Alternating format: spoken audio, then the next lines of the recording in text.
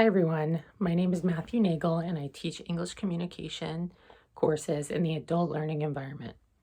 To give you all some insight about me, I am 26 years old, have a passion for helping my students grow, and find English and communication skills to be very important within our daily lives. Without necessarily skills and knowledge within these subjects, it may be difficult to effectively function in the professional environment. Therefore, I am excited to help you all understand the importance of respect in the classroom and how to handle varying situations which may have negative outcomes if not handled correctly.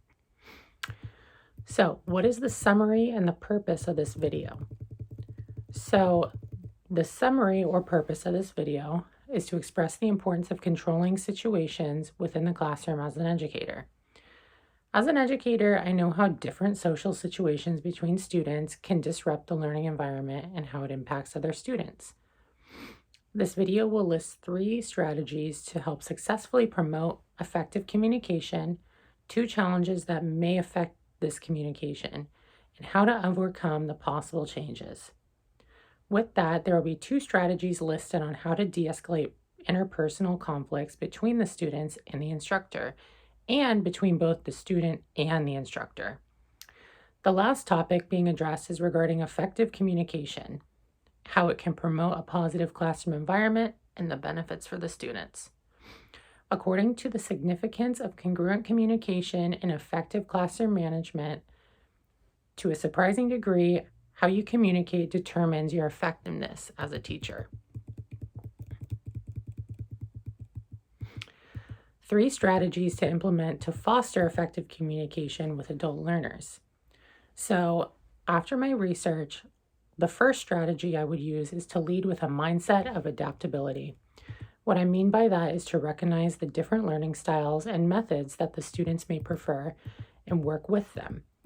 This not only shows the student that you care as an educator, but also will reinforce the idea that everyone learns differently. This strategy can be used to tailor the content of the class as well as being applied to real-world scenarios and events. According to Higher Education by Design, the first step in formulating our outcomes and objectives is to understand the context in which they exist. Adult learners need to understand why they're learning the material, and by showing them why it is relevant in current times is a great way to keep the students engaged. The second strategy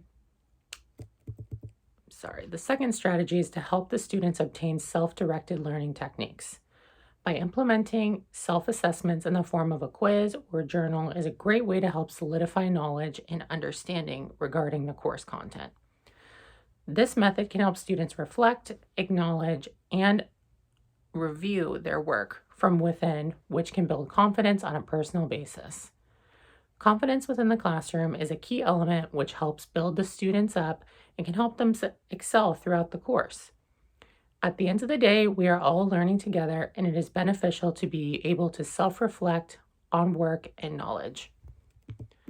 The third strategy I find preferable would be to use technology to help reach all different learning styles. By doing so, this helps keeps the classroom engaging, informative, and can help each student successfully absorb the material. Instead of lecturing every day, this can incorporate different materials into the lessons and break up that learning process. With that, it is important to implement lectures into the class, but it is always a good idea to keep the classroom as engaging as possible. Utilizing technology such as video, audio, and interactive materials can help engage the students that may shy away during a normal lecture. The first challenge that makes itself present within the higher education field can be related to diversity. Diversity within the classroom is not negative whatsoever, but it can create different limitations revolving around language, backgrounds, and communication styles. The solution to this challenge can be a variety of methods, but a few ways I would address this is as follows. I would create a welcoming learning environment and set clear boundaries so my students understand that I am serious about all students having respect for one another. I would suggest providing different learning materials to accommodate each student on an individual basis, which solidifies why being inclusive in the classroom is important. I would also suggest,